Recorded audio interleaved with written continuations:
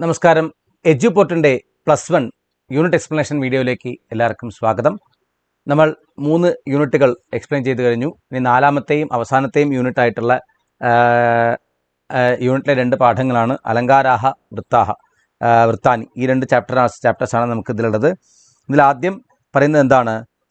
കാവ്യം എന്താണ്? കാവ്യം എന്ന് പറയുന്നു അദോഷവും സഗുണവും സാലങ്കാരവും ശബ്ദാർത്ഥവും കാവ്യം. ദോഷമില്ലാത്തതും ഗുണങ്ങളോട് കൂടിയതും അലങ്കാരത്തോട് കൂടിയതുമായിട്ട് ശബ്ദാർത്ഥമാണ് കാവ്യം എന്ന് പറയുന്നു. എന്താണ് ഈ കാവ്യത്തിൽ എന്താണ് അലങ്കാരങ്ങൾ എന്താണ് എന്നിവിടെ പറയുന്നു. കാവ്യത്തിൻ്റെ ശോഭ വർദ്ധിപ്പിക്കുന്ന ഘടകങ്ങളാണ് അലങ്കാരങ്ങൾ എന്ന് പറയുന്നത്. എപ്രകാരമാണ് നമ്മൾ മനുഷ്യന്മാർ, പുരുഷന്മാരും സ്ത്രീകളും മാലയും വളയും കമ്മലും ബ്രേസ്ലെറ്റും മേക്കപ്പൊക്കെ ചെയ്യുന്നത്, അതേപോലെ അലങ്കാരങ്ങൾ കാവ്യത്തിൻ്റെ ശോഭയെ വർദ്ധിപ്പിക്കുന്നവയാണ് എന്ന് പറയുന്നു. അലങ്കാരങ്ങൾ 2 വിധത്തിലാണുള്ളത്. ശബ്ദാലങ്കാരങ്ങൾ എന്നും അർത്ഥാലങ്കാരങ്ങൾ എന്നും. ശബ്ദാലങ്കാരങ്ങൾ എന്ന് പറഞ്ഞാൽ യമകം, അനുപ്രാസം മുതലായിട്ടുള്ള അലങ്കാരങ്ങളാണ് ശബ്ദാലങ്കാരങ്ങൾ.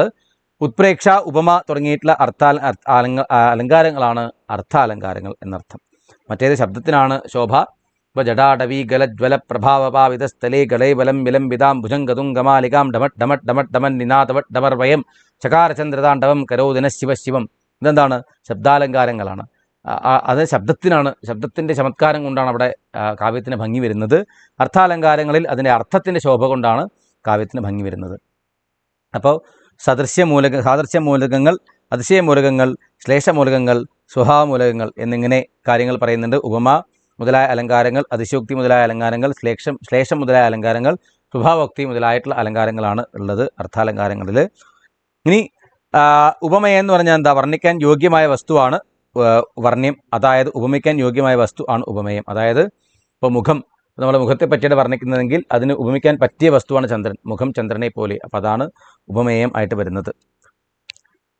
ഓക്കെ. ഇനി ഉപമാനം എന്ന് പറഞ്ഞാൽ എന്താ? എന്തിനോടാണോ ഉപമിക്കുന്നത് അത് ഉപമാനം. അത് പ്രകൃതമായ വസ്തു. നമ്മളിപ്പോൾ എന്തിനോടാണ് പറയുക? മുഖം ചന്ദ്രനെ പോലെ എന്ന് പറയില്ലേ? അപ്പോൾ ചന്ദ്രൻ ആണ് എന്ത്? ഉപമാനമായിട്ടുള്ളത്. ഓക്കെ. അപ്പോൾ നമുക്ക് നോക്കാം. ഉപമ, ഉത്പ്രേക്ഷ എന്നീ 2 അലങ്കാരങ്ങളാണ് ഈ പാഠഭാഗത്തിൽ ഉൾക്കൊള്ളിച്ചിട്ടുള്ളത്. എന്താണ് അത്? സാദൃശ്യ മൂലകങ്ങളായിട്ടുള്ള അലങ്കാരങ്ങളാണ്. അപ്പോൾ നമുക്ക് നോക്കാം. ഉപമയുടെ ലക്ഷണം എന്താണ്? ഉപമ എത്ര സാദൃശ്യ ലക്ഷ്മിയിൽ ഉല്ലസതി ദ്വയോഹോ എന്നാണ്. അതിൻ്റെ ഉദാഹരണം ഹംസീവ കൃഷ്ണത്തെ കീർത്തി സ്വർഗംഗാം അപകാഹതേ എന്നാണ്. യാതൊരു കാവ്യത്തിലാണോ ഉപമാനം, ഉപമയം എന്നീ 2 വസ്തുക്കൾ ഹൃദയത്തിൽ ആഹ്ലാദം ജനിപ്പിക്കുന്ന വിധത്തിൽ സാദൃശ്യത്തെ സുവ്യക്തവും സ്പഷ്ടവുമായി പ്രകാശിപ്പിക്കുന്നത്, അവിടെ ഉപമ അലങ്കാരം എന്ന് പറഞ്ഞിരിക്കുന്നു. ഇവിടെ എന്താണ്? ഇവിടെ ഉദാഹരണം എന്താണ്? ഹംസീവ കൃഷ്ണത്തെ കീർത്തി സ്വർഗംഗാം അവഗാഹതേ. അല്ലയോ കൃഷ്ണ, നിന്റെ കീർത്തി, അങ്ങയുടെ കീർത്തി സ്വർഗംഗയിലെ അരയന്നങ്ങളെ പോലെ എന്താണ്? അങ്ങയുടെ കീർത്തി അരയന്നങ്ങളെ പോലെ സ്വർഗമാകുന്ന ഗംഗയിൽ പ്രവേശിച്ചിരിക്കുന്നു എന്നർത്ഥം. അതായത് അരയന്നങ്ങൾ സ്വർഗംഗയിലാണ് ഉണ്ടാവുക. എപ്രകാരം അരയന്നങ്ങൾ അവിടെയുണ്ടോ അതുപോലെ അങ്ങയുടെ കീർത്തി എന്ന് പറഞ്ഞതുകൊണ്ട് ഇവിടെ എന്താണ്? ഇവിടെ ഉപമാലങ്കാരമാണ്. ഇവിടെ കീർത്തിക്കും അരയന്നത്തിനുമുള്ള സാദൃശ്യ ലക്ഷ്മി സ്പഷ്ടമായി പ്രദർശിപ്പിക്കുന്നത് കൊണ്ട്, പറഞ്ഞിരിക്കുന്നത് കൊണ്ട് ഇവിടെ ഉപമ എന്ന അലങ്കാരം. അടുത്തത് ഉപമയുടെ 4 ഘടകങ്ങളാണ്. ഉപമാനം, ഉപമേയം, സാധാരണ ധർമ്മം, ഉപമവാചകം. അതെന്താണെന്ന് ഇവിടെ പറഞ്ഞിട്ടുണ്ട്, നോക്കുക. അടുത്തത് പൂർണ്ണോപമയാണ്. ഈ 4 ഘടകങ്ങളും ഉണ്ടെങ്കിൽ അതിനെ പൂർണ്ണോപമ എന്ന് പറയും. ഇതിലേതെങ്കിലും ഒരു ഘടകത്തിന് കുറവുണ്ടെങ്കിൽ അതിനെ ലുപ്തോപമ എന്നായിരിക്കും പറയുക. ഓക്കെ. 1, 2, 3 ഘടകങ്ങളില്ലെങ്കിൽ അതിനെ ലുപ്തോപമ എന്ന് പറയും. അടുത്തത് എന്താണ്? ലുപ്തോപമയ്ക്ക് ഉദാഹരണം പറഞ്ഞിട്ടുണ്ട് തടിത് ഗൗരി. ഇപ്പോൾ തടിത് ഇവ ഗൗരി എന്ന് പറഞ്ഞാൽ ഇപ്പോൾ ഇവിടെ ഇവ ഇല്ല, അതുകൊണ്ട് എന്താണ് ഇവിടെ ലുപ്തോപമ എന്നർത്ഥം. അടുത്തത് ഉത്പ്രേക്ഷ അലങ്കാരമാണ്. സംഭാവന സ്യാദ് ഉത്പ്രേക്ഷ വസ്തു ഹേതു ഫലാത്മന എന്നാണ് അതിൻ്റെ ലക്ഷണം. വസ്തു ഉത്പ്രേക്ഷ, ഹേതുത്പ്രേക്ഷ, ഫലോത്പ്രേക്ഷ എന്ന് 3 വിധത്തിലുണ്ട് ഉത്പ്രേക്ഷ അലങ്കാരം എന്ന് പറയുന്നു. വസ്തുത്പ്രേക്ഷയ്ക്ക് ഇവിടെ ഉദാഹരണം കൊടുത്തിട്ടുണ്ട്, ലക്ഷണം കൊടുത്തിട്ടുണ്ട്. കസ്യജിത് വസ്തുനഃ വസ്തുവന്തര താതാത്മ്യ സംഭാവന വസ്തുത്പ്രേക്ഷ എന്ന്. ഒരു വസ്തുവിന് മറ്റൊരു വസ്തുവിനോടുള്ള സാദൃശ്യം, സംഭാവന, സങ്കല്പിക്കൽ ചെയ്യലിനാണ് വസ്തുത്പ്രേക്ഷ എന്ന് പറയുന്നത്. ഇവിടെ ധൂമസ്തോമം തമശങ്കേ കേകി വിരഹ സുഷ്മണം. ഇവിടെ തമസിനെ പറഞ്ഞിരിക്കുകയാണ്. ഇല്ലാത്തൊരു ധൂമം ആണ് എന്ന് തോന്നുമാറ് ഇവിടെ പറഞ്ഞിരിക്കുക ചെയ്യുന്നത്. വിരഹാഗ്നിയിൽ നിന്നും ഉണ്ടായ ധൂമപടലമാണോ എന്ന് ഞാൻ ശങ്കിക്കുന്നു എന്നാണ് പറഞ്ഞിരിക്കുന്നത്. ഇവിടെ എന്താണ്? രാത്രി വർദ്ധിച്ചു വരുന്ന അന്ധകാരമാകുന്ന വസ്തു ചക്രവാക പക്ഷിയുടെ വിരഹാഗ്നിയിൽ നിന്നും ഉണ്ടായ പുകപടലമാണോ എന്ന് മറ്റൊരു വസ്തുവുമായി സങ്കല്പിച്ചിരിക്കുന്നു. അപ്പോൾ എന്താണ്? അവിടെ ഒന്നിനെ മറ്റൊന്നായിട്ട് പറഞ്ഞിരിക്കുകയാണ്. അതുകൊണ്ട് ഇവിടെ വസ്തുത്പ്രേക്ഷ എന്ന് പേര്. മന്യേ, ധ്രുവം, പ്രായഃ, നൂനം ഇവ എന്നീ ശബ്ദങ്ങളുണ്ടെങ്കിൽ അതെന്താണ്? ഉത്പ്രേക്ഷയാണ്, വസ്തുത്പ്രേക്ഷയാണ്, ഉത്പ്രേക്ഷയിലാണ്. അടുത്ത ഹേതു അഹേതോഹോ ഹേതുഭാവേന സംഭാവന ഹേതുപ്രേക്ഷ എന്നാണ്. കാരണമില്ലാത്തതിനെ കാരണമായി കൽപ്പിക്കുകയും ചെയ്യുന്നത്. അതായത് സ്വാഭാവികമായിട്ടൊരു സാധനമുണ്ട്, അപ്പോൾ അതുണ്ടായത് അതല്ലാത്തൊരു കാരണം കൊണ്ടാണോ എന്ന് ശങ്കിക്കുന്നതിനെയാണ് എന്ത് പറയുക, ഹേതുപ്രേക്ഷ എന്ന് പറയുക. അതിന് ഉദാഹരണം രക്തോ തവാഘ്രി മൃദലോ ഭുവി വിക്ഷേപണാത് ധ്രുവം. സാധാരണ കാലുകളുടെ അടിഭാഗം ചുവന്നിട്ടാണ് ഉണ്ടാവുക. അപ്പം എന്താണ്, നിൻ്റെ കാലിൻ്റെ ചുവപ്പ് നീ ഭൂമിയിൽ സ്പർശിച്ചത് കൊണ്ടാണോ എന്ന് ഞാൻ ശങ്കിക്കുന്നു, അല്ലെങ്കിൽ അങ്ങനെ ആയിരിക്കും എന്ന് ഞാൻ പറയുന്നു. അവിടെ എന്താണ്, ഇവിടെ സ്വാഭാവികമായിട്ട് കാൽപാദത്തിൻ്റെ ചുവപ്പിനെ ഇല്ലാത്തത് കാരണം ഭൂമിയിൽ തൊട്ടത് കൊണ്ടാണ് വന്നത് എന്ന് ഇങ്ങനെ പറഞ്ഞിരിക്കുകയാണ്. അപ്പോൾ അതെന്താണ്, അത് ഇല്ലാത്തൊരു സാധനമാണ് അത്. അപ്പോൾ അങ്ങനെ പറഞ്ഞത് കൊണ്ട് ഇവിടെ എന്താണ്, ഇതിന് ഹേതുപ്രേക്ഷ എന്നർത്ഥം. ഓക്കെ, അടുത്തത് ഫലോത്പ്രേക്ഷ. ഫലമില്ലാത്തതിനെ ഫലമായി ഉത്പ്രേക്ഷിക്കുന്നതാണ് ഫലോത്പ്രേക്ഷ. പ്രായോബ്ജം ത്വത്പദേനൈക്യം പ്രാപ്തും തോയേ തപസ്യതി എന്നാണ്. ഇവിടെ എന്താണ്, അല്ലയോ കാന്തേ, സാധാരണമായി താമര അതിൻ്റെ പാദത്തോട് തുല്യത പ്രാപിക്കുന്നതിനെ ജലത്തിൽ തപസ് ചെയ്യുന്നു എന്നാണ്. ഇവിടെ താമരയുടെ ജലത്തിലെ നിൽപ്പ് സ്വാഭാവികമാണ്. അപ്പോൾ അവിടെ സ്വാഭാവികമാണ്, താമര എപ്പോഴും നിൽക്കുന്നത് ജലത്തിലാണ്. അതെന്തിനാണ്, നിൻ്റെ കാമിനിയുടെ പാദത്തോട് തുല്യത പ്രാപിക്കാനാണ് എന്ന ഫലത്തോടു കൂടി ഇവിടെ ഉത്പ്രേക്ഷിക്കുകയാണ്. ആക്ച്വലി അതിനാണോ നിൽക്കുന്നതല്ല, താമരയുടെ സ്വാഭാവികമായിട്ടുള്ളതാണ് എന്ത്, വെള്ളത്തിൽ നിൽക്കുക എന്നുള്ളത്. അപ്പോൾ അതിനെ എന്താണ്, ഈ ഫലത്തോടു കൂടി ഉത്പ്രേക്ഷിച്ചിരിക്കുന്നതുകൊണ്ട് ഇവിടെ ഫലോത്പ്രേക്ഷ എന്നർത്ഥം. അപ്പോൾ അവിടെ ആ ചാപ്റ്റർ കഴിയാണ്.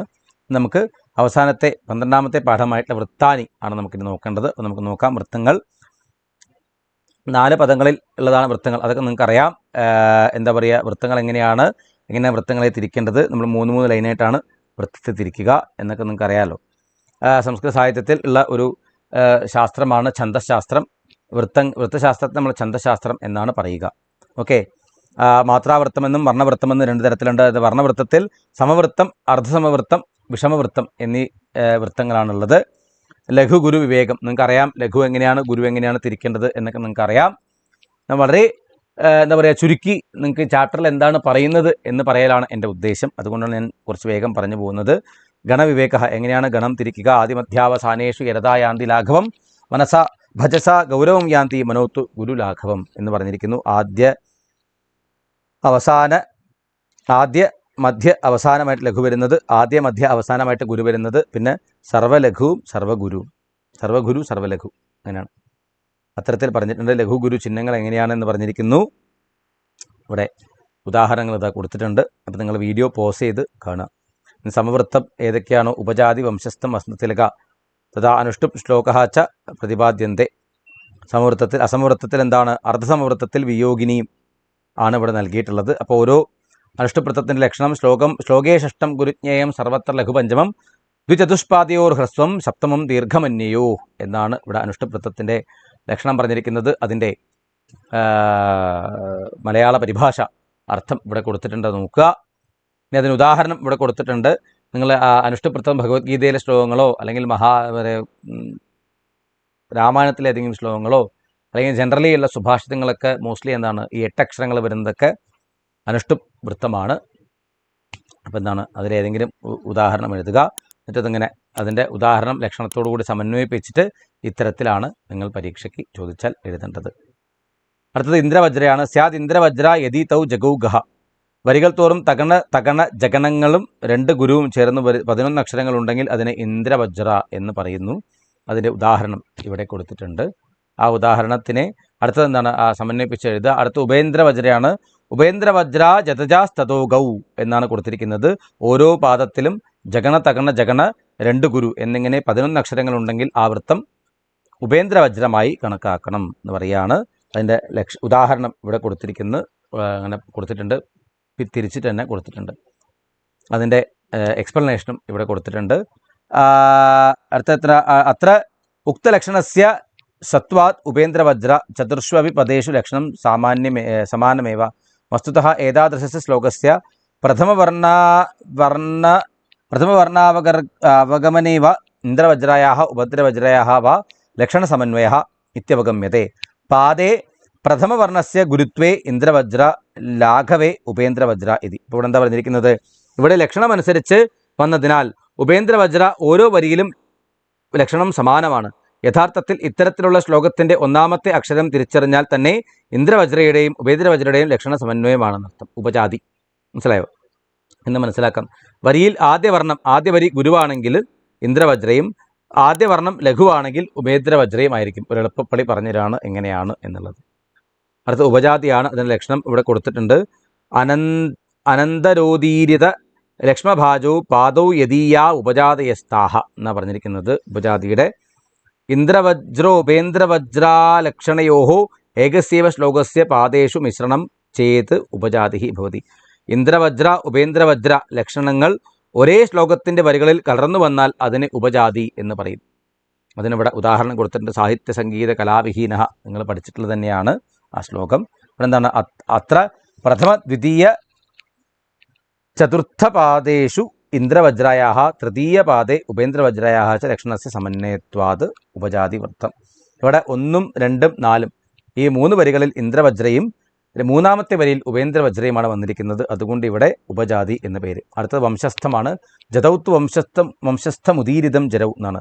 ഓരോ വരിയിലും ജഗണ തഗണ ജഗണ രഗണങ്ങളോട് കൂടി 12 വർണ്ണങ്ങളുള്ള അക്ഷരങ്ങൾ വന്നാൽ അതിനെ വംശസ്ഥം എന്ന് പറയുന്നു. അതിൻ്റെ ഇവിടെ ഉദാഹരണം കൊടുത്തിരിക്കുന്നു. ശ്ലോകം.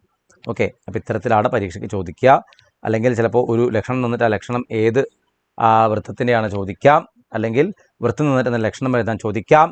ഒരു ലൈൻ തന്നിട്ട് അതിനെ ഗണം തിരിച്ച് ഏത് ഗണമാണ് അത് ഏത് ലക്ഷണം വൃത്തമാണെന്ന് എഴുതാൻ ചോദിക്കാം. അടുത്തത് ഉക്താ വസന്തതിലക തപജാ ജഗൗഗഹ എന്നാണ് തന്നിട്ടുള്ളത്. അടുത്തത് എന്താണ് വസന്തതിലക എന്ന്? വരികൾ തോറും തകണ ഭഗണ ജഗണ ജഗണ 2 ഗുരു എന്നിവയും ചേർന്ന് 14 അക്ഷരങ്ങൾ യഥാക്രമം ഉണ്ടെങ്കിൽ അതിനെ വസന്തതിലക എന്ന് വൃത്തമാക്കുന്നു എന്നാണ് അർത്ഥം. വസന്തതിലക എന്ന വൃത്തമാണ്. അതിന് ഉദാഹരണം ഇവിടെ കൊടുത്തിട്ടുണ്ട്. തകണ ഭഗണ ജഗണ ജഗണ ഗുരുദ്വയം. അതിനിവിടെ പ്രാരഭ്യതേന ഖലു വിഘ്നഭയേന നീജൈഹി എന്ന ശ്ലോകം, അത് നിങ്ങൾ പഠിച്ച ശ്ലോകമാണ്. അതിനവിടെ കൊടുത്തിരിക്കുന്നത്. അടുത്തത് വിയോഗിനി എന്ന വൃത്തം. വിഷമേ സസജാഹ ഗുരുഹു സമേ സഭരാലോധ ഗുരുർ വിയോഗിനി എന്ന ലക്ഷണം എന്താണ്? ഒന്നാമത്തെയും മൂന്നാമത്തെയും വരികളിൽ സഗണം സഗണം ജഗണം ഗുരു എന്നിവ ചേർന്ന് 10 അക്ഷരങ്ങളും രണ്ടാമത്തെയും നാലാമത്തെയും വരികളിൽ സഗണം ഭഗണം രഗണം ലഘു ഗുരു എന്നിവ ചേർന്ന് 11 അക്ഷരമുണ്ടെങ്കിൽ ആ വൃത്തം വിയോഗിനി എന്ന പേരിൽ അറിയപ്പെടുന്നു. ഈ വൃത്തത്തിന് സുന്ദരി എന്ന മറ്റൊരു പേര് കൂടിയുണ്ട് എന്നർത്ഥം. ഓക്കെ, അതിന് ഉദാഹരണം ഇവിടെ കൊടുത്തിട്ടുണ്ട്. നിങ്ങൾ തന്നെ പഠിച്ചിട്ടുള്ള സീതാ വിലാപം ആ ചാപ്റ്ററിൽ എന്താണ് വരുന്ന ശ്ലോകമാണ് ഇവിടെ കൊടുത്തിട്ടുള്ളത്. അപ്പോൾ അത്രയാണ് നമ്മുടെ പാഠത്തിൽ വരുന്നത്. വിയോഗിനിയോടുകൂടി ഈ ചാപ്റ്ററോട് അവസാനിക്കുകയാണ്. അപ്പോൾ എല്ലാവരും നല്ലപോലെ പരീക്ഷയ്ക്ക് പ്രിപ്പയർ ചെയ്യുക, നല്ലപോലെ പഠിക്കുക. നല്ല മാർക്കോടുകൂടി തന്നെ നിങ്ങൾ +1 ബോർഡ് എക്സാം പാസ്സാവട്ടെ എന്ന് ഞാൻ ആത്മാർത്ഥമായിട്ട് പ്രാർത്ഥിച്ചുകൊണ്ട് നിർത്തട്ടെ. നമസ്കാരം.